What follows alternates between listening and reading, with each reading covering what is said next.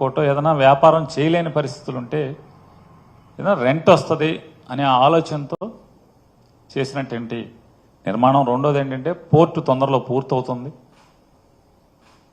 ఎవరో ఒకళ్ళు వచ్చి రెంట్ తీసుకుంటారనేటువంటి నేపథ్యంలో దాన్ని నిర్మాణం చేసిన పరిస్థితులు. సాధారణంగా నేను కానీ నా శ్రీమతి గారు కానీ అసలు దాంట్లోకి వెళ్తాం అనేది, దానికి వెళ్ళి రోజు వెళ్ళి చూడటం లేకపోతే మధ్యలో వెళ్ళి చూడటం, ఇట్లాంటి డే టు డే ఆపరేషన్స్ అన్నీ కూడా మేనేజర్ని పెట్టుకుని స్టాఫ్ని పెట్టుకుని ఆపరేషన్స్ జరుగుతున్నాయి. 25 నవంబర్ 2024 తారీఖున 25వ తారీఖు నవంబర్ 2024న ఆ గోడౌన్స్ కేర్ టేకర్గా ఉన్నటువంటి, అంటే అక్కడ ఆపరేషన్స్ చూస్తున్నటువంటి మేనేజరు వచ్చి షార్టేజ్ కనపడుతుందండి, ఏంటో మాకు అర్థం కాలేదు, రికార్డ్స్ అన్ని చూసుకున్నాం, చూసుకుంటే లారీ కాట ఏదో తేడా కనపడుతుందండి, వేరియేషన్ ఉంది అని చెప్తే మేము కూడా ఆందోళన చెందిన మాట వాస్తవం. అంటే మా శ్రీమతి గారు ఆందోళన చెంది వెంటనే ఆవిడ 26వ తారీఖున, ఇందులో మాకేం పాపం పుణ్యం తెలియదు, అయినప్పటికీ కూడా గవర్నమెంట్కి ఏదైనా నష్టం జరిగితే అది ప్రజాధనం కాబట్టి వెంటనే దాన్ని భర్తీ చేయాల్సినటువంటి నైతిక బాధ్యత మన మీద ఉంటుంది. కోర్టులకి వాటికి వీటికి వెళ్ళటం లేకపోతే వేచి చూడటం ఇట్లాంటి కరెక్ట్ కాదని చెప్పని, రెండు ఇట్లా లోపం ఉంది అని తెలిసినప్పుడు మనమే అధికారులు కనుక ఇంటిమేట్ చేస్తే అది సదుద్దేశమే మంది అనే ఉద్దేశంతో 26 నవంబర్న 2024 సంవత్సరం జాయింట్ కలెక్టర్ గారికి ఆవిడ ఒక రికమెండేషన్ ఇవ్వటం జరిగింది. అలాగే 30/11/2024న ఇది, అంటే ఇప్పటికే చాలామంది దగ్గర ఉండుంటుంది, ఈ రికమెండేషన్లో ఆవిడ చెప్పారు 25వ తారీఖున ఇట్లా నాకు వచ్చి ఇంటిమేట్ చేశాడు, 26న ఇస్తున్నాను, టెక్నికల్గా మా పైన దోషం లేనప్పటికి కూడా నైతికంగా మేము దాన్ని ఆ బాధ్యతని తీసుకుని ఆ నష్టాన్ని భర్తీ చేయడానికి సిద్ధంగా ఉన్నాం.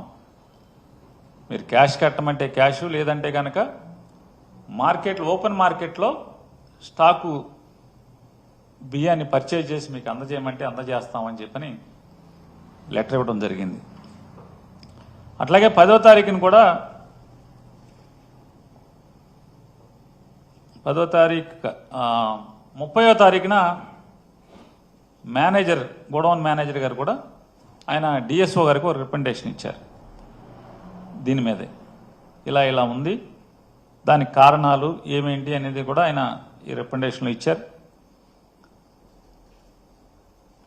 4వ తారీఖున 4 డిసెంబర్ అంటే 26వ తారీఖున జాయింట్ కలెక్టర్ గారికి రికమెండేషన్ ఇస్తే 4వ తారీఖున జాయింట్ కలెక్టర్ గారు, జిల్లా సివిల్ సప్లైస్ అధికారులు అందరూ కలిసి ఇన్స్పెక్షన్ చేయటం, ఫిజికల్గా స్టాక్ వెరిఫికేషను, రికార్డ్ వెరిఫికేషను, మేనేజర్ని విచారణ చేసి వారు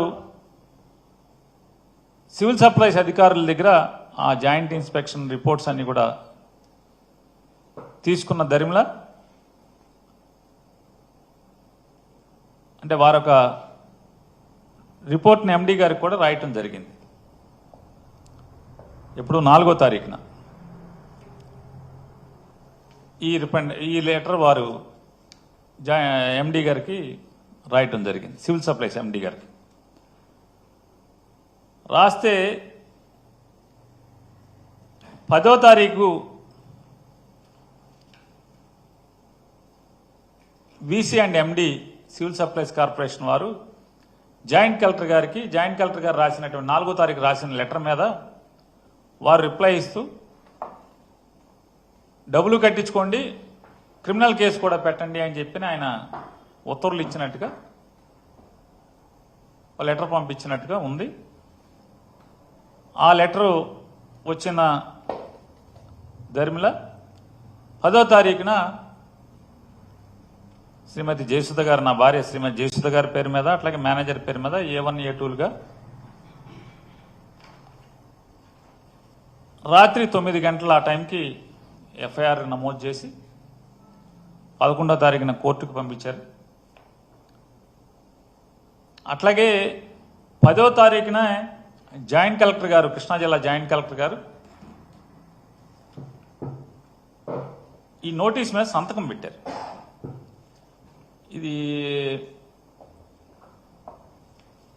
ఇది వారు 4వ తారీఖు రాసిన లెటర్. ఇది ఈ నోటీస్ మీద సంతకం పెట్టారు. ఈ నోటీసు శ్రీమతి జయసుధ గారికి, అట్లాగే మేనేజర్కి, VC అండ్ MDకి, district manager and district magistrate and కలెక్టర్కి, superintendent of police Bandar taluka Machilipatnam అని రాశారు. For information station officer, RDO, tahsildar వీళ్ళందరూ కూడా తలకు కాపీ పెట్టారు. దాంట్లో వారు ఏం చెప్పారంటే, మీ దగ్గర స్టాకు వేరియేషన్ కనపడుతుంది, 3708 బస్తాలు. కాబట్టి దాని తాలూకా మీరు పెనాల్టీతో సహా కలిపి 1,70,50,800 జమ చేయండి 3 రోజుల్లోపు అని చెప్పని నోటీస్ మీద సంతకం అయితే పెట్టారు. కానీ దాన్ని శుక్రవారం 13వ తారీఖు శుక్రవారం మధ్యాహ్నం 2-3 గంటల మధ్యలో, 2 గంటలు 3 గంటల మధ్యలో గోడౌన్కి ఎవరో ఒక అతను వచ్చి అంటించెళ్ళారని చెప్పని గోడౌన్లో ఉన్నటువంటి సెక్యూరిటీ గార్డు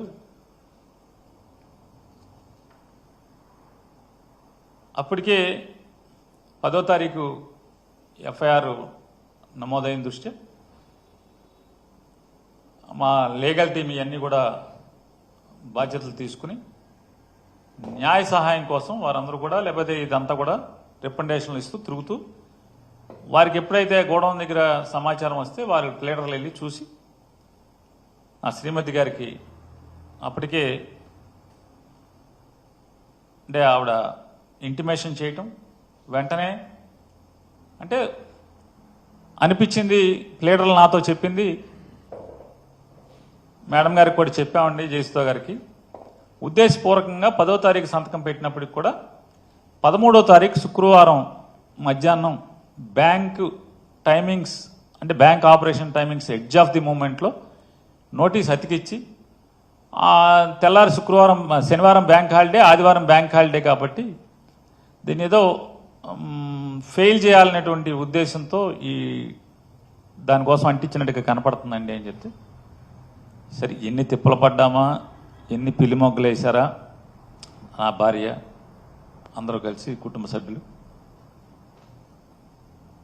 ఆవిడ చివరికి ఆ డబ్బుల్ని ఫెయిల్ అవ్వకూడదు అనేది చేసుకుని ఆ డబ్బుల్ని జమ చేసి జాయింట్ కలెక్టర్ గారికి లెటర్ ఇస్తూ, ఆ లెటర్లో కూడా వారు చెప్పడం జరిగింది, కేవలం నైతిక బాధ్యత తీసుకుని మీ యొక్క ఆదేశాలని గౌరవించడానికి మాత్రమే ఈ డబ్బు జమ చేస్తున్నాను తప్పితే, మీరు దాంట్లో ఎట్రిబ్యూట్ చేసినటువంటి లేదా ఆరోపించబడినటువంటి ఏ నిందలు కానీ ఏ కార్యక్రమాలకు కానీ మేము అంగీకరించట్లేదు, మేము డినై చేస్తున్నాము అవన్నీ కూడా చెప్తూ వారికి లెటర్ కూడా ఇవ్వటం జరిగింది జాయింట్ కలెక్టర్ గారికి. అంటే జయసుధ గారు తరపున వకీల్ గారు, ప్లేటర్ గారు వెళ్ళి జేసీ గారిని కలిసి అందజేయటం జరిగింది.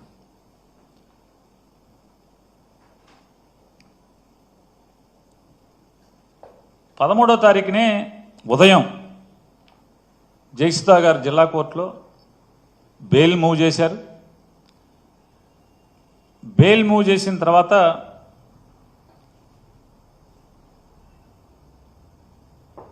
ఉద్దేశపూర్వకంగా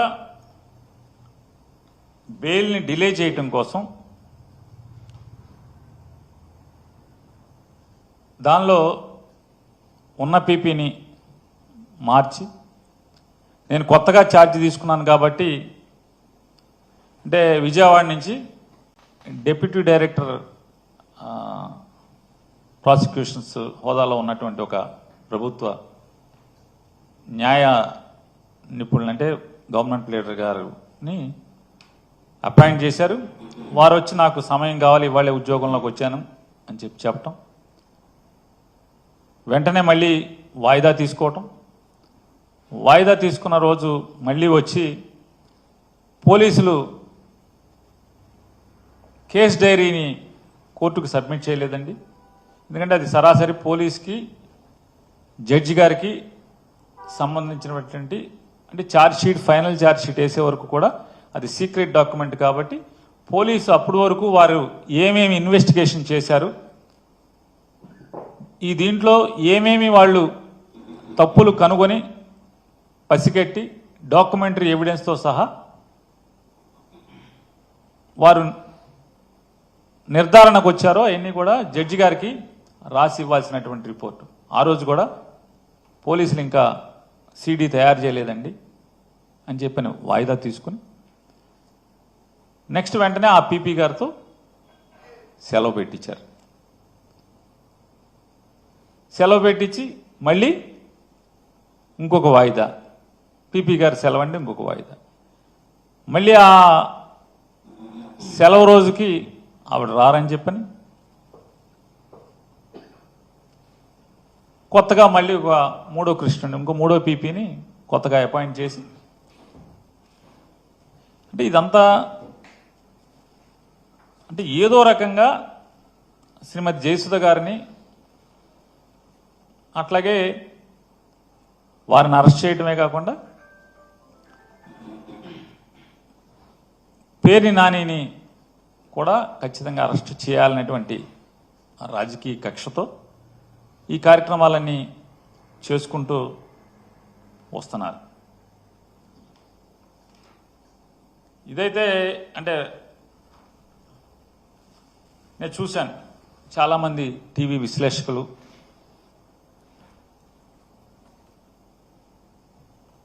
అట్లాగే మంత్రులు ఏడి పేరు నాని ఏడి ఎక్కడికి వెళ్ళిపోయాడు మాట్లాడ్డే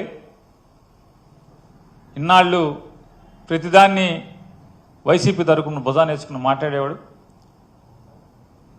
వాడి విషయానికి వచ్చేప్పటికి ఆడేం మాట్లాడట్లేదు, ఏమైపోయాడు పారిపోయాడు పారిపోయాడు పారిపోయాడు.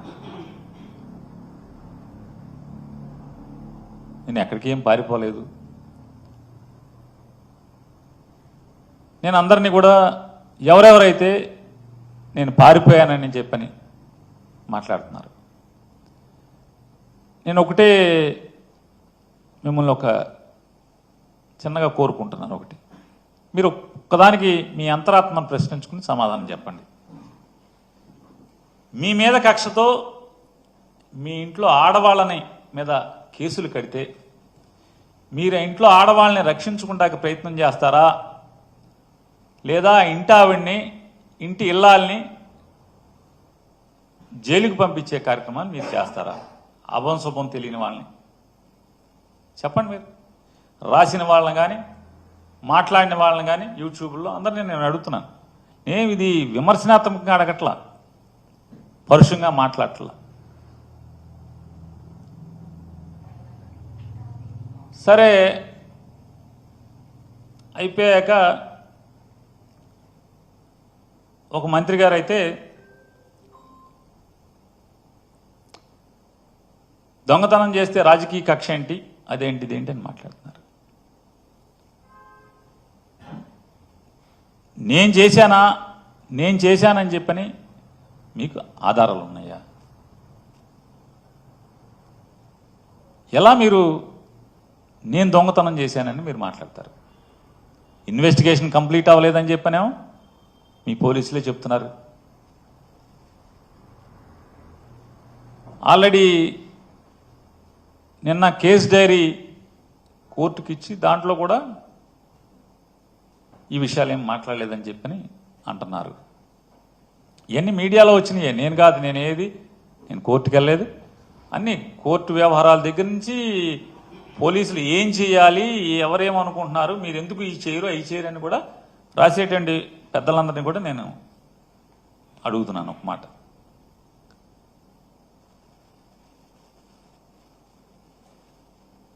కేవలం అద్దెకి ఆశపడి గోడౌన్ కడతమే తప్పితే అద్దె వస్తుంది, దాని మీద లోన్ ఉంది, ఓ 3 ఏళ్ళో 4 ఏళ్ళకో లోన్ తీరిపోతే తర్వాత ఖర్చులు పోను వచ్చేది ఉంటే సరే చచ్చిపోయే వరకు బతకడానికి సరిపోద్దని కట్టింది తప్పితే తప్పుడు పనులను చేద్దామని కాదు కదా. నిజంగా తప్పుడు పనులను చేయాలంటే ఇదే కావాలా? ఇది చేస్తాడు ఎవడన్నా? ఇది చేస్తారా? ఇప్పుడు నేనేమన్నా పిచ్చోడినా, లేకపోతే హ్యాబిచువల్ అఫెండర్నా? నేను అలవాటు పడిపోయినటువంటి నేరస్తున్నా?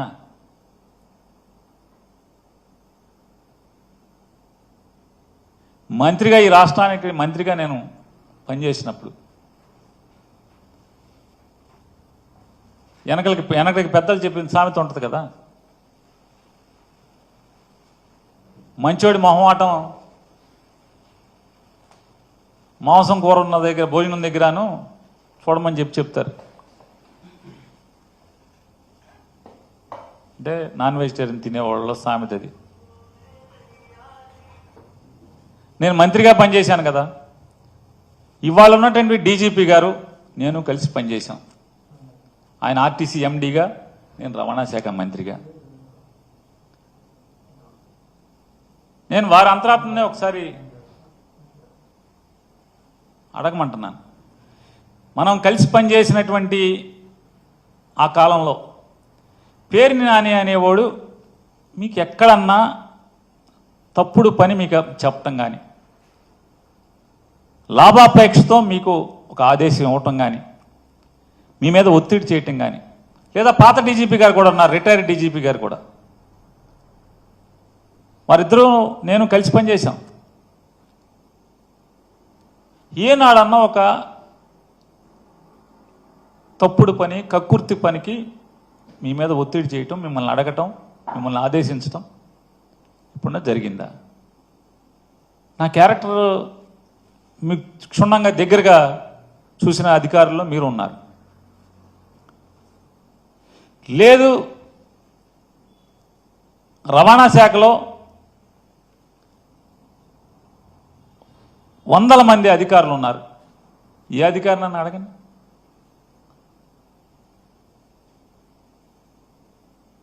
ఇవాళ నా గురించి చెడుగా మాట్లాడుతున్నటువంటి ఒక మంత్రి గారు, ఆయన తల్లకిందులు తపస్సు చేసి చేయని ప్రయత్నం లేదు. నా భార్య జయసుధ మీద కేసు కట్టించడం దగ్గర నుంచి ఆవిడని అరెస్ట్ చేయడానికి ఎంత ప్రయత్నం చేశాడో అంత ప్రయత్నం చేశాడు. కానీ ఏ మాటకు ఆ మాట దీంట్లో చెప్పుకుని తీరాలి. చంద్రబాబు నాయుడు గారు మాత్రం అతను ఎన్నిసార్లు కలిసినా, నాని భార్యను అరెస్ట్ చేద్దామని చెప్పి ఎన్నిసార్లు కలిసినా ఆయన మాత్రం పొరపాటును కూడా మైండ్ ఏమన్నా చెడిందంటే ఇంట్లో ఆడవాళ్ళకి అరెస్టులు చేయడం ఏంటి? మన టార్గెట్ పేరు నానిగాడు, ఆయన వేసేయండి అంటే, కాదు సార్ ఆడు కొడుకును కూడా వేసేయాలి సార్. సరే నీ కక్ష ఆడు కొడుకు మీద కూడా ఉంటే ఇద్దరిని కలిసి చేసేయండి, అంతేగాని ఇంట్లో ఆడవాళ్ళ మీదకేంటే తప్పుడు పనులు అని చెప్పని ఆయన నడుచుకుంటూ వెళ్ళిపోయారు. ఇది అధికారులు ఉన్నారు సాక్ష్యం, ఎమ్మెల్యేలు ఉన్నారు సాక్ష్యం. టీడీపీ ఎమ్మెల్యేలు కొంతమంది ఉన్నారు, అధికారులు కూడా ఉన్నారు. నాదెండ్ల మనోహర్ గారు కూడా పక్కనే నుంచుని ఉన్నాడు ఈ కాన్వర్సేషన్ జరిగినప్పుడు. తప్పే ఉంది.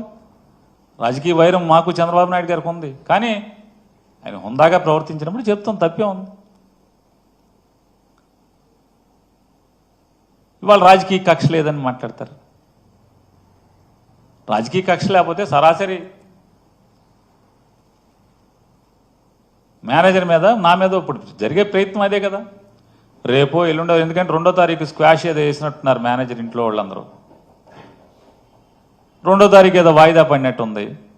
2వ తారీఖు లోపు ఎక్కడన్నా గాలించి ఆ మేనేజర్ని తీసుకొచ్చి అతనితో బలవంతంగా 4 పీకో 10 పీకో తెలకాయితల మీద సంతకాలు పెట్టించి నా పేరు రాసుకుని నన్ను అరెస్ట్ చేయడమే కదా ఇక మిగిలి ఉన్నది. మనకు అర్థమవుతున్నది కదా, నన్ను నా కొడుకుని ఇద్దరిని అరెస్ట్ చేయడమే కదా ఇక మిగిలి ఉన్నది.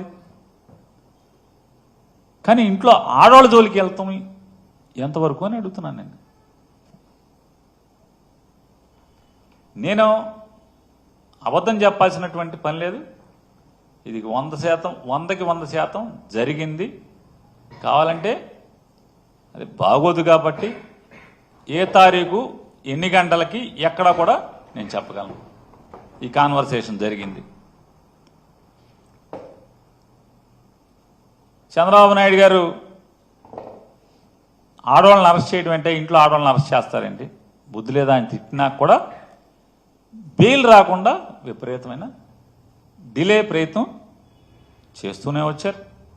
13వ తారీఖున బెయిల్ పిటిషన్ మూవ్ చేస్తే ఉద్దేశపూర్వకంగా పీపీల్ని మార్చి పీపీల్ని సెలవులు పెట్టించి 27వ తారీఖు వరకు అది కూడా బలవంతంగా జడ్జి గారు నేను ఎట్టి పరిస్థితుల్లో వాయిదా ఇవ్వను ఇవాళ చేసేస్తాను అని చెప్పిన తర్వాత 27వ తారీఖు చేయాల్సిన పరిస్థితి వచ్చింది. అలాగే 10వ తారీఖున ఎఫ్ఐఆర్ అయితే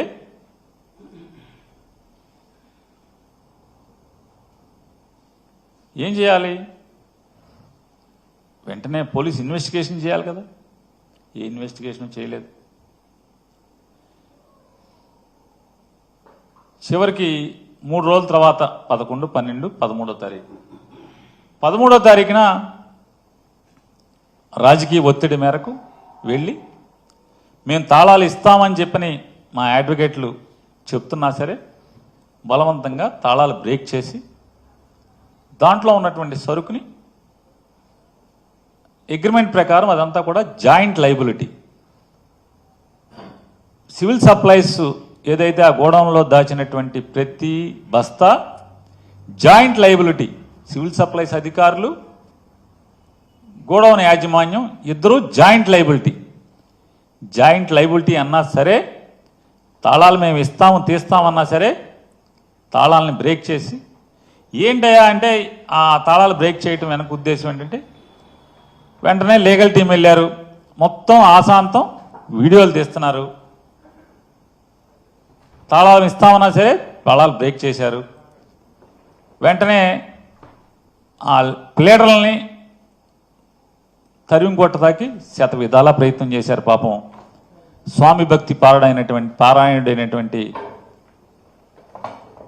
ఇన్వెస్టిగేషన్ ఆఫీసర్ గారు, సర్కిల్ ఇన్స్పెక్టర్ గారు ఎంత బెదిరించినా అదిరిచ్చినా ప్లేడర్లు మాత్రం మా పని మేము చేస్తాం, నీవు ఇష్టారాజ్యంగా చట్టవిరుద్ధంగా అగ్రిమెంట్కి విరుద్ధంగా మీరు తాళాలు బ్రేక్ చేస్తారు కాబట్టి స్టాక్ మాకు ఇక్కడ ఏం చేస్తావు అని మాకు భయంగా ఉందని చెప్పని నీ దురుద్దేశం, నువ్వు పొలిటికల్ ఒత్తిడి. ఎందుకంటే మాట మాటికి ఫోన్ వస్తుంది, పక్కెళ్ళి మాట్లాడుతున్నాడు, ఫోన్ వస్తుంది పక్కెళ్ళి మాట్లాడుతున్నాడు, అసహనం భరించలేకపోతున్నాడు. భరించలేకపోగా పక్కన ఉన్నటువంటి పోలీస్ కానిస్టేబుల్ ఎస్ఐలతో వీళ్ళు ఉండగానే అసహనంతో తిట్టుకుంటున్నాడు అధికారి, పోలీస్ అధికారి. ఈ లాయర్ నా కొడుకులేమో ఎల్లరు మన వదిలి బెదిరించిన అదిరించిన వీళ్ళేమో ఆపలేకపోతున్నాం, వీడియోలు తీస్తున్నారు. ఆయనేమో ఫోన్ చేసి లోపల ఎట్టగొట్ట గంజాయి మూట పెట్టమని చెప్పి ఆయన చెప్తున్నాడు. సావలేకపోతున్నాం అనేమో అసహనంతో అతను తిట్టుకుంటాడు.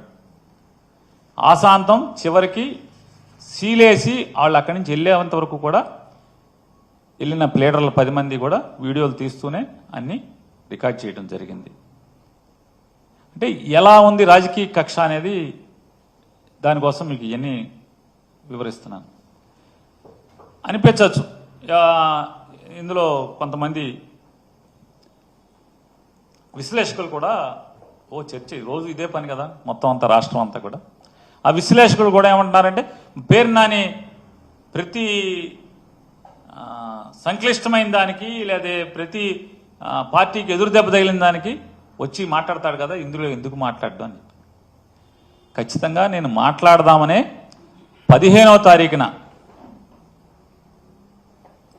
తారీఖున బందర్లో 15, 16, 17 3 రోజుల నుండి మాట్లాడతాకి మీడియాని ఏర్పాటు చేసుకుని ప్రపంచానికి ఏం జరిగింది, నా తప్పు లేదని చెప్పే ప్రయత్నం చేస్తే నా భార్యకి బెయిల్ ఆర్గ్యూ చేస్తున్నటువంటి కేసు టేకప్ చేసినటువంటి అడ్వకేట్లు నా దగ్గరికి వచ్చి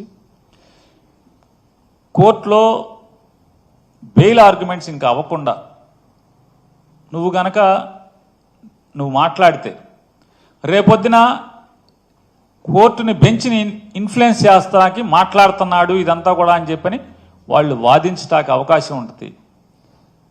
నువ్వు మాట్లాడద్దు బెయిల్ ఆర్గ్యుమెంట్స్ అయ్యే వరకు అని చెప్పని నాతో గట్టిగా వాదన చేశారు.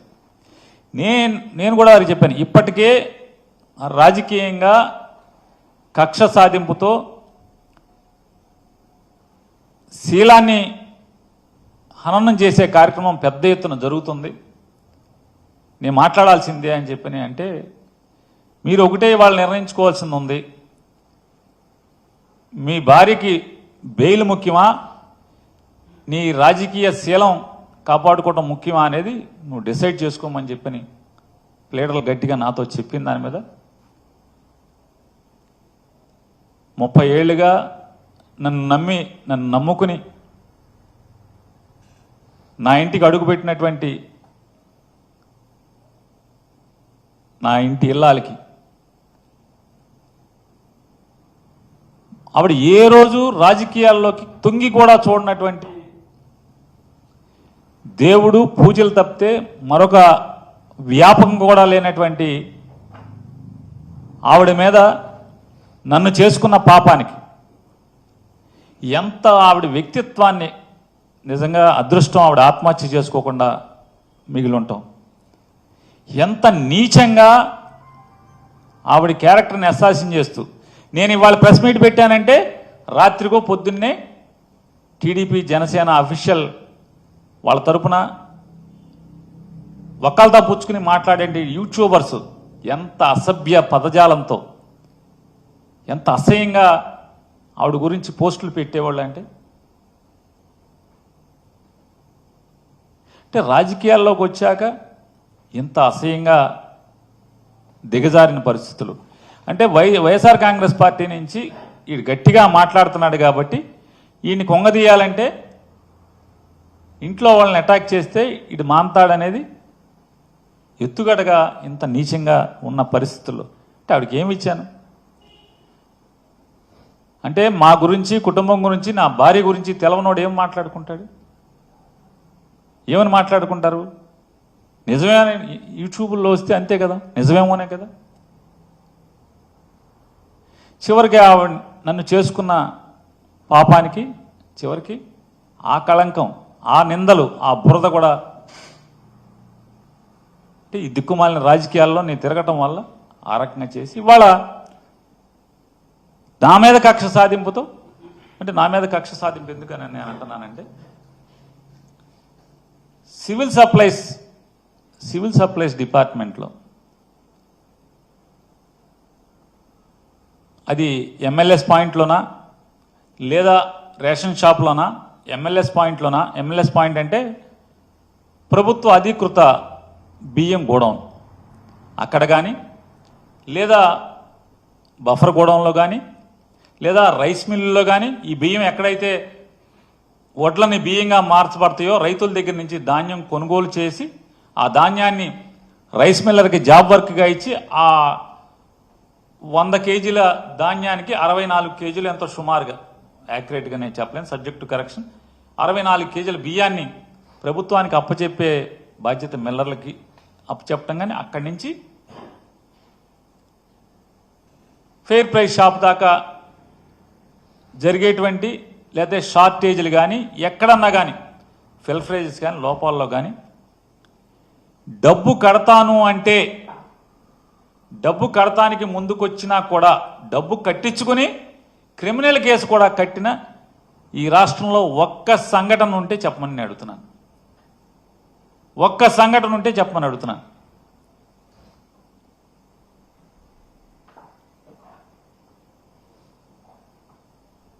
నాదెండ్ల మనోహర్ గారు కూడా మాట్లాడారు. ఆయన ఏవో మాట్లాడారు, అవన్నీ కూడా చాలా సమయం ఉంది, కోర్టులు ఉన్నాయి, కోర్టుల్లో బెయిల్స్ అన్నీ అయిన తర్వాత విచారణ జరుగుతుంది. జరిగినప్పుడు మనోహర్ గారి తరఫున ఆయన ప్లేడర్లు ఆయన వాదిస్తారు, ప్రభుత్వం తరఫున మా ప్లేడర్లు వాదిస్తారు. నేను నిజంగానే అంటే నా భార్య లేకపోతే వీళ్ళందరూ రాజకీయంగా ఆపాదించినట్టు నేను పాపం చేసి ఉంటే ఖచ్చితంగా అనుభవిస్తాను. నేను మాట్లాడే మాటలు మరీ ప్రత్యేకించి సామాన్య ప్రజలకి నేను ఒకటే నా విజ్ఞప్తి, అభ్యర్థన. ఇందులో నాకు గనక ఏదన్నా అంటే లేదా నా భార్య కానీ నేను కానీ ఏదన్నా చిన్న పాపం చేసి ఉన్నాం, పాపానికి మేము భాగస్థులం అయి ఉన్నామంటే కనుక నేను అత్యంత ప్రేమించేటువంటి దేవుళ్ళ కంటే మిన్నగా ప్రేమించేటువంటి చనిపోయి మరణించినటువంటి నాకు జన్మనిచ్చిన తల్లి మీద ప్రమాణం చేసి నేను చెప్తున్నాను. అంటే ప్రమాణం చేస్తే సరిపోద్దా అంటే నాకు జన్మనిచ్చిన తల్లి మరణించి ఉంది, ఆవిడ మీద ప్రమాణం కంటే నేను ఏం చేయగలను చెప్పండి. దీంట్లో నా భార్యకి కానీ నాకు కానీ ఏ పాపం లేదని కూడా ప్రజలకు చెప్పుకుంటున్నాను. నేను రాజకీయ నాయకులకు చెప్పట్లేదు, ప్రజలకు చెప్పుకుంటున్నాను. ఖచ్చితంగా ఇవాళ కాబట్టి ఎప్పటికైనా సరే నిజం తేట తెల్లమవుతుంది, ఎక్కడికి పోదది. 4 రోజులు ఆలస్యమైనా కూడా అబద్ధం 6 మైళ్ళు పరిగెత్తిన తర్వాత నిజం మెల్లగా బయలుదేరుతుంది నా సామెతం. ఖచ్చితంగా నిజం వస్తుంది. నేను అట్లాగే మనోహర్ గారిని కూడా నేను అడుగుతున్నాను. నేను ఎండీ గారికి, సివిల్ సప్లైస్ ఎండీ గారికి ఓ లెటర్ పెడుతున్నాను.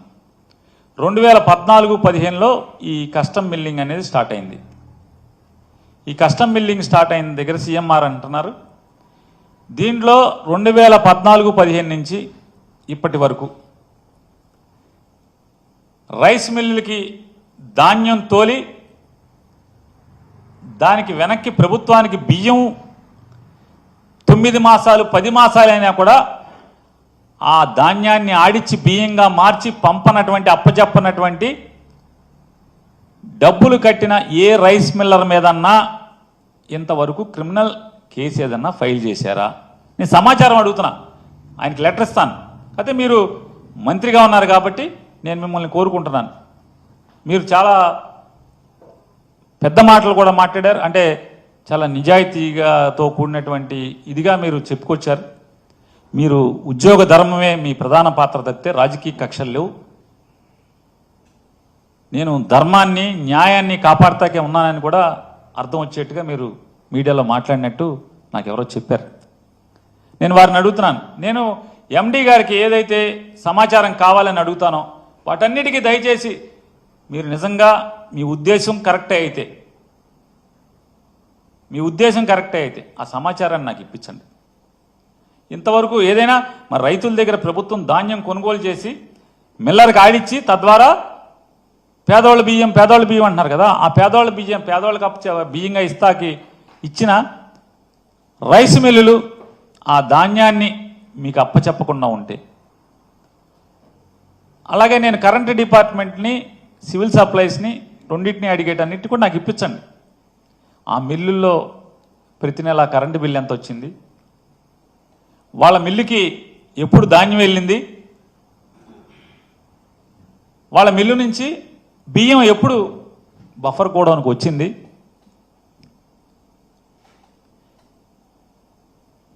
ఆ వివరాలు.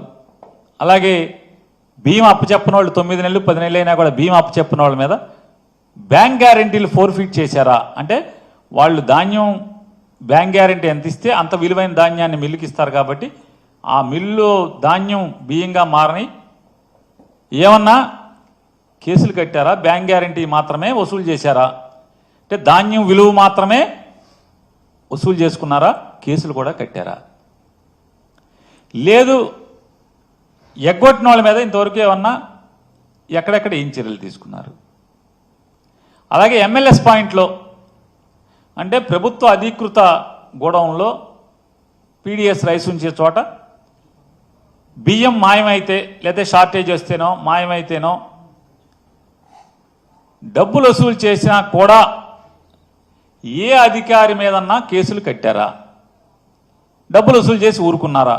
అంటే నాకు ఈ సమాచారం కావాలి, అడుగుతున్నాను. నాకు ఇప్పించి పెట్టండి, అన్ని ఎండీ గారికి ఇస్తాను. రాష్ట్ర వ్యాప్తంగా ఈ రాష్ట్రం విడిపోయిన దగ్గర నుంచి నేను అడుగుతున్నాను. పక్క రాష్ట్రం గురించి మనకు అనవసరం, కంబైన్డ్ స్టేట్ గురించి మనకు అనవసరం. అలాగే గోడౌన్ల దగ్గర కూడా ఏమన్నా జరిగితే డబ్బులు కట్టించుకుని వదిలేశారా? కేసులు కట్టారా? రేషన్ షాప్లో కూడా బియ్యం కనపడకుండా పోతేనో తప్పులు దొరికితేనో ఇంకోటో చేస్తే కేసులు కట్టారా? అంటే డబ్బులు వసూలు చేశారా? కేసులు కట్టారా? క్రిమినల్ కేసులు ఏమన్నా కట్టారా? అలాగే 47,000 టన్నుల్ని మీరు సీజ్ చేశారేదో అన్నారు. ఎవరన్నా అరెస్ట్ చేశారా? పేరు నాని భార్య ఎంబడపడినట్టు, పేరు నాని ఎంబడపడినట్టు ఈ టీవీల్లో, పేపర్లలో, యూట్యూబ్లో గడిచిన 20 రోజులుగా నన్ను చిత్రవద చేస్తున్న స్థాయిలో 47,000 టన్నులు కదా మీరు సీజ్ చేసింది. ఏ దాంట్లో ఎఫ్ఐఆర్లో ఉన్న ముద్దాయిల మీద ఉన్న స్టోరీలు రాశారా?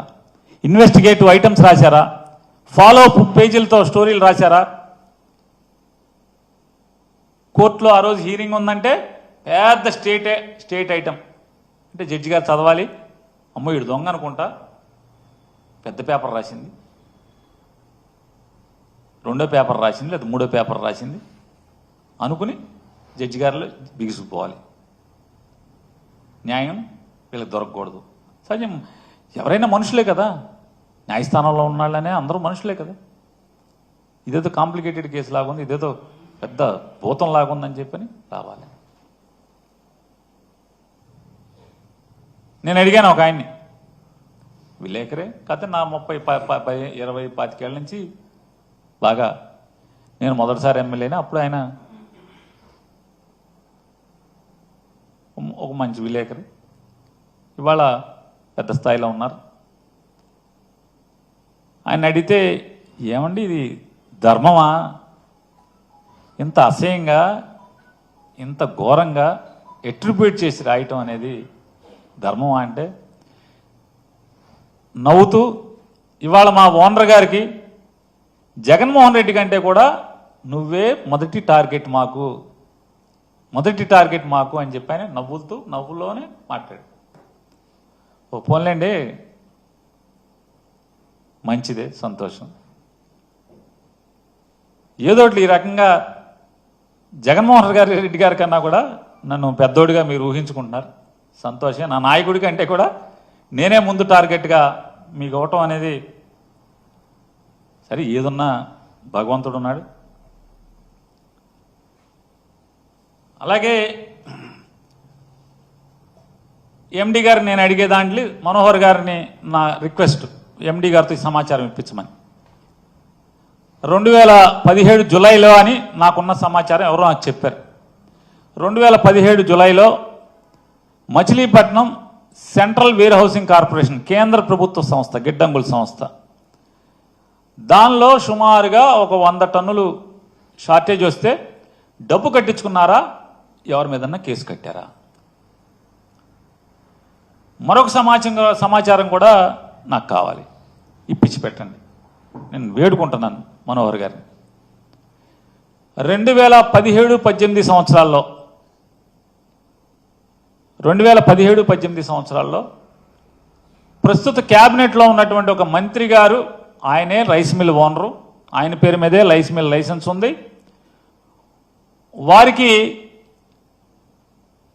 పంటలు మొదలయ్యేది నవంబర్ 15-20 తారీఖు నుంచి కృష్ణా జిల్లాలో కోతలు బిగినవుతాయి. వెస్ట్ గోదావరిలో అయితే కొంచెం అక్టోబర్ ఆఖరు నవంబర్ ఫస్ట్ వీక్లో బిగినవుతాయి. ఈస్ట్ వెస్ట్లో కృష్ణాలో నవంబర్ 15-20 నుంచి బిగినవుతాయి. ఆ మంత్రి గారి మిల్లుకి నవంబర్ ఆఖరు, డిసెంబరు, జనవరి, ఫిబ్రవరి ఈ 4 మాసాల్లో ప్రభుత్వం ఆయనకి ధాన్యం రైతుల దగ్గర కొని అప్పచెప్పితే మళ్ళీ అక్టోబర్ నవంబర్ కూడా నవంబర్ దాకా అంటే మళ్ళీ కోతలు వచ్చేసినాయి. అప్పటి వరకు కూడా బియ్యాన్ని అప్పచెప్పకపోతే అప్పుడున్నటువంటి ఒక నికార్సైన జాయింట్ కలెక్టర్ మంత్రి అని కూడా చూడకుండా ఆ మంత్రి గారి బ్యాంక్ గ్యారంటీలు ఫోర్ఫీట్ చేశారు. అంటే ఆయన ఇచ్చినటువంటి బ్యాంక్ గ్యారంటీల్ని నగదుగా ప్రభుత్వ ఖాతాకి జమ చేసుకున్నారు అని చెప్పి అంటున్నారు. నేను ఆ సమాచారాన్ని అడుగుతాను, కొద్దిగా అది ఇప్పించి పెట్టండి. అవునా కాదా, నిజమా కాదా, అది తప్పుడు ఆరోపణ, నాకు ఇప్పించి పెట్టండి. ఒకవేళ అది నిజమైతే ఆ మంత్రి గారి మీద కేసు ఎందుకు కట్టలేదు? పోనీ పెనాల్టీ వేశారా? పెనాల్టీ కూడా వేసాను.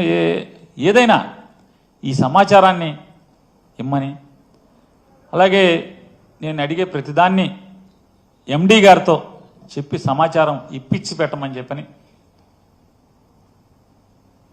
ఈ రాష్ట్రంలో ధర్మాన్ని, న్యాయాన్ని 4 పాళ్లలో నడిపే ప్రయత్నం చేస్తూ అధర్మాన్ని, అవినీతిని కూకటి వేళ్లతో పీకేయటానికి ప్రయత్నం చేస్తున్నటువంటి మనోహర్ గారికి మరీ అభ్యర్థిస్తున్నాను.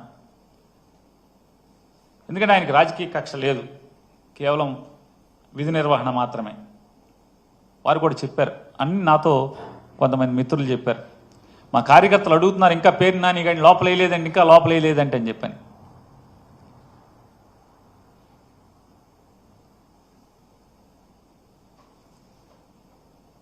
అలాగే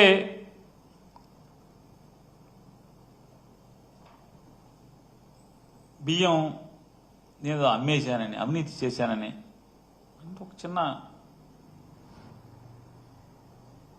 ఒకసారి మీరు కూడా ఆలోచించేయమని సామాన్యుల్ని.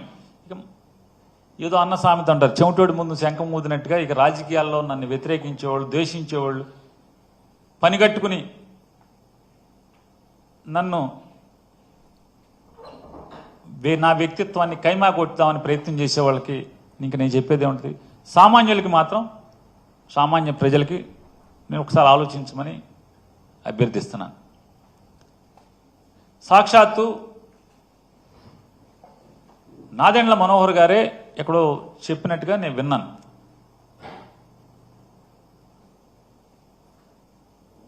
₹40 ప్రభుత్వం తయారు చేసిన బియ్యాన్ని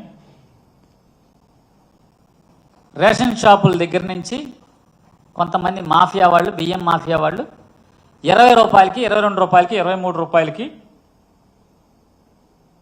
ట్రాన్స్పోర్ట్తో సహా కలిపి అప్పచెప్తున్నారు అని చెప్పని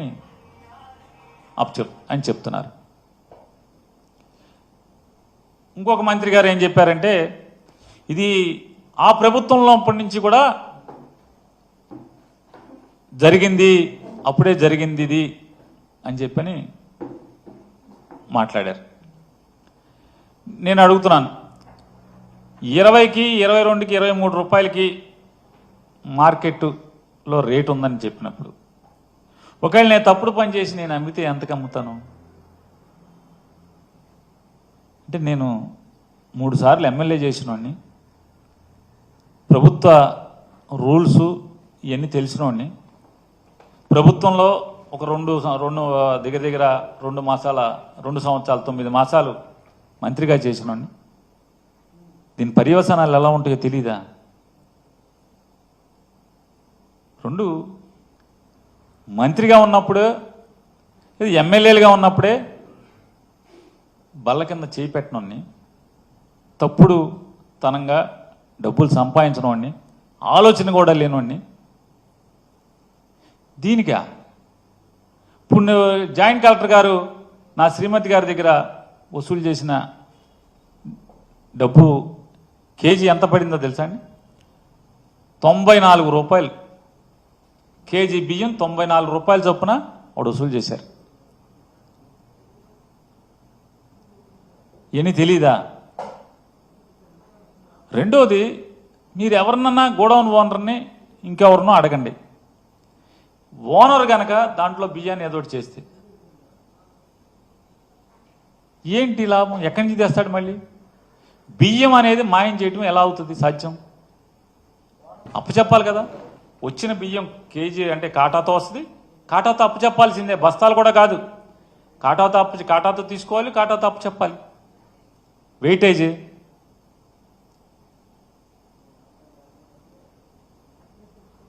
ఇంకో మంత్రి గారు చెప్పే కదా, ఆ గవర్నమెంట్ ఉందని. గవర్నమెంట్ ఎప్పుడు పడిపోయింది? జూలైలో పడిపోయింది. గవర్నమెంట్ జూలైలో పడిపోతే నవంబర్ దాకా ఖాళీ కూర్చుంటారా? నిజంగా నేను కానీ నేను తప్పుడు బుద్ధోడిని అయితే, అక్రమార్కుడిని అయితే 5 నెలలు ఖాళీ కూర్చుంటారా? అంటే కొంచెం విచక్షణతో మాట్లాడండి. లేదా మాట్లాడేలాగా మాట్లాడతారు, ఉద్దేశమే కాబట్టి దయచేసి అర్థం చేసుకోండి, ఆలోచించమని అడుగుతున్నాను ఎవరైతే సామాన్యుల్ని. అసలు ఎందుకు ఉద్దేశపూర్వకంగా ఎవరైనా ఈ తప్పుడు పని చేస్తారు? ఎవరయ్యా అండి ఈ మాటలు మాట్లాడేది? ఎన్ఆర్జీఎస్ ఉపాధి హామీలో మా నియోజకవర్గానికి కూడా 23 కోట్ల రూపాయలు పవన్ కళ్యాణ్ గారు శాంక్షన్ చేశారు.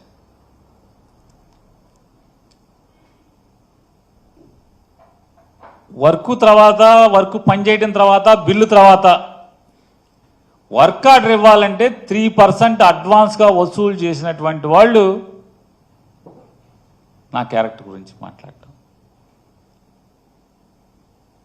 అప్పుడు కానీ ఇప్పుడు కానీ 2014, 19 కానీ లేదా 24 నుంచి ఇప్పుడు దాకా కానీ సాధారణంగా ఒక మంత్రికి ఆ శాఖలో పనిచేసేటువంటి అటెండర్ దగ్గర నుంచి ప్రతి ఉన్నత ఉద్యోగి వరకు పిల్లలతో సమానం. వాళ్ళ ట్రాన్స్ఫర్కి లంచాలు తినేవాడిని ఏమంటారు ఒకసారి చెప్పండి. నేను చెప్పట్లా, సాక్షాత్తు ఆంధ్రజ్యోతి, ఈనాడు పేపర్లో అచ్చయినటువంటి విషయాలు. నేను కూడా మంత్రి చేశాను. ఏ రోజన్నా ఈనాడు కానీ, ఆంధ్రజ్యోతిలో కానీ లేదా సాక్షిలో కానీ ట్రాన్స్ఫర్లలో లేదా ప్రభుత్వంలో పేరుని నాని కక్కుర్తి పడ్డాడని ఎప్పుడన్నా ఒక ఐటమ్ అన్నా మీరు చూసారా? చూస్తే వదులుతారా అని అడుగుతున్నాను.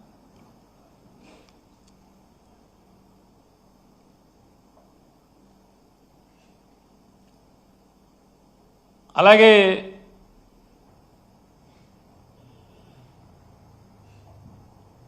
చైతన్య రథం అనే ఒక తెలుగుదేశపు సోషల్ మీడియా పేపర్, అది బయట ఎక్కడ కనపడదు. దానిలో నేను 5,000 కోట్లు సంపాదించానని చెప్పని, నాకు మైన్లు ఉన్నాయని చెప్పని, ఇవన్నీ ఎలక్షన్ల ముందు రాశారు, ఛానల్స్లో డిబేట్లు చేశారు, యూట్యూబ్లో మాట్లాడారు. మరి నా 5,000 కోట్లు అంటున్నాను.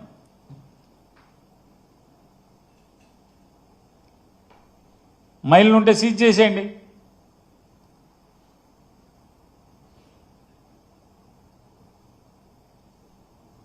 నాకు పెద్ద పెద్ద బెంజులు, ఆడీలు, ఇయ్యున్నాయి అని చెప్పిన ఫోటోలు వేశారు.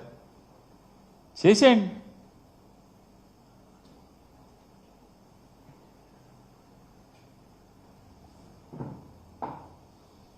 అట్లాగే ఇప్పుడు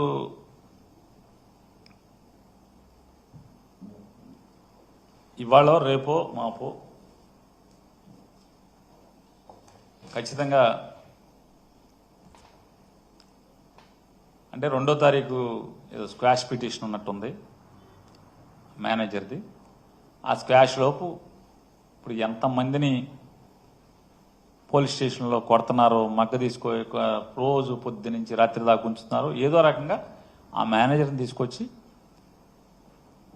2వ తారీఖు లోపు నన్ను, నా కుమారుణ్ణి ఇద్దరిని ఏదో రకంగా అరెస్టు చేయాలనేటువంటి, నన్ను జైల్లో పెట్టాలని నాతో కొంతమంది మంత్రులు, కొంతమంది ఎమ్మెల్యేలు మాట్లాడటం జరిగింది. నేను 15, 16, 17 అందుబాటులో ఉన్నాను. రాత్రి తెల్లారుజాము నుంచి పొద్దు నుంచి కూడా నేను బందర్లోనే అందుబాటులో ఉన్నాను. వాళ్ళందరూ మాట్లాడేది ఏంటంటే, అరే నిన్ను ఒక్క రోజన్నా జైల్లో పెట్టకపోతే అసలు మా వాళ్ళు ఎవరు ఊరుకునేట్లేరురా, అందులో మరీ ప్రత్యేకించి మీ ఊరోడు అసలు నిద్రపోవట్లేదు, చంద్రబాబుని చంపేస్తున్నాడు, రోజు ఇదే పనిలో ఉన్నారు అని చెప్పాను. తప్పకుండా. కాకపోతే ఇక్కడ ఏంటంటే, మన రాజకీయాల కోసం, మన రాజకీయ కక్ష సాధింపుల కోసం ఇంట్లో ఆడవాళ్ళ దాకా కూడా వచ్చారే అనేది ఆవేదన, బాధ తప్పితే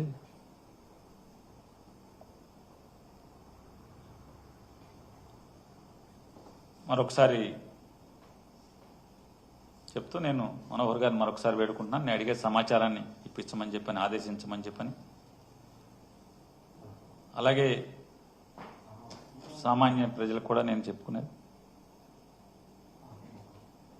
ఇది దుష్ప్రచారాలు నమ్మబాకండి, నిజం నిలకడ మీద తేలుతుంది. నేనైతే ఏ పాపం ఒడిగట్టలేదు, నా భార్య ఇందులో ఏ పాపం తెలీదు. అమాయకురాల్ని ఈ రకంగా నా మీద కక్షతో ఆవిడని చిత్రవద చేయటం, మానసికంగా ఆవిడ క్యారెక్టర్ని దుర్మార్గంగా అశాసిన్ చేసింది ఇన్నాళ్ళు అయిపోయింది. అంటే మేము ప్రభుత్వంలో ఉన్ననాళ్ళు ఆవిడ క్యారెక్టర్ గురించి అసహ్యంగా చిత్రీకరించడమే కాకుండా ఇవాళ ఆవిడ మీద కేసు కూడా కట్టి ఈ రకంగా అప్రదిష్ట పాలు చేయటం. ఏమనుంటే కక్ష నా మీద వేసేయండి, నన్ను మీ ఇష్టం వచ్చింది చేయండి అని చెప్తూ, తప్పకుండా ఇంకా చాలా విషయాలు మాట్లాడాలన్నప్పటికీ ఇవన్నీ కేసు కోర్టులో ఉన్నాయి. 30వ తారీఖు బెయిల్ ఇస్తారా ఎవరా అనేది బెయిల్ తీర్పు 30వ తారీఖు వస్తుంది. అలాగే హైకోర్టులో దాని మీద ఉంది. ఇవన్నీ ఉండగా ఆ విషయాలు ఎక్కువగా మాట్లాడకుండా లీడర్లను కూడా నువ్వు వచ్చేప్పుడు మరీ చెప్పారు, నువ్వు లిమిట్ దాటి మాట్లాడటం వల్ల నీకేం నువ్వేలే అన్ని రకాలుగా నువ్వు సిద్ధం అంటున్నావు. కానీ నిన్ను నమ్ముకుని 30 ఏళ్ళగా నీ ఇంట్లోనే ఉన్నటువంటి, నిన్ను నమ్మి వచ్చినటువంటి నీ భార్యకి ఇబ్బంది జరుగుతుంది, ఇట్లాంటిది ఆలోచించుకుని మాట్లాడమని చెప్తే దానికోసం కోర్టుకి ఇబ్బంది లేకుండా, కోర్టులు ప్రెజుడిస్ అవ్వకుండా సాధ్యమైనంత వరకు నేను నా బాధని లేతే వాస్తవాలని వెల్లడించే ప్రయత్నం చేశాను. రాజకీయాల్లోనే నికార్స్గా బతికినటువంటి ఈ పేరు నాని అనేవాడు ఈ బియ్యాన్ని కక్కుర్తిపడి ఇంత దిగజారుతాడని, లేదా 20 రూపాయలకి 23 రూపాయలకే మార్కెట్లో దొరుకుతున్నాయని ప్రస్తుతం మంత్రులే 47,000 టన్నులు షిప్పులు సీజ్ చేసినటువంటి మంత్రులే వాళ్ళు చెప్పే పరిస్థితి ఉంటే, నేను తలుచుకుంటే తెచ్చిపెట్టలేనా? ఒకేళ అంటే అన్ని వేల టన్నులు షిప్పులే లభ్యత డోర్ డెలివరీ ఇస్తున్నప్పుడు ఇవరా? కాబట్టి మనం తెలియంగానే మన ధర్మంగా మనం చెప్పాలి. మనం ఏదన్నా కానీ, అది సూపర్వైజరీ లోపన కానీ ఏదన్నా కానీ నైతికంగా మనది బాధ్యత ఉన్నట్టు కాబట్టి మీరు చెప్పండి. ఎవరైనా నాకు అద్దె వచ్చిన అద్దె 2 ఏళ్లలో వచ్చింది, ఇవాళ నేను కట్టిన డబ్బు 5 సంవత్సరాల అద్దె నాకు వస్తే అన్నీ కలిపి ట్యాక్స్లు గీక్స్లు ఖర్చులు అన్నీ కలిపితే 5 సంవత్సరాల అద్దె నాకు వచ్చేది. ఇది తెలీదా? తప్పులు చేస్తే పాపాలు చేస్తే ఎట్లా జరుగుతుందో. అంటే ప్రభుత్వంలో ఉన్నోళ్ళు లేకపోతే రాజకీయ నాయకులు మీడియా వాళ్ళు అంటే ఏదో కక్షతో ఉన్నారు కాబట్టి వారు నమ్మినా నమ్మకపోయినా, సామాన్యులైతే పేరు నాని అనేవాడు లేదా పేరు నాని భార్య ఈ పాపం ఇంత కూడా చేయలేదు అనేది మరీ విజ్ఞప్తి చేసుకుంటూ నాకు ఈ అవకాశం ఇచ్చినటువంటి మిత్రులు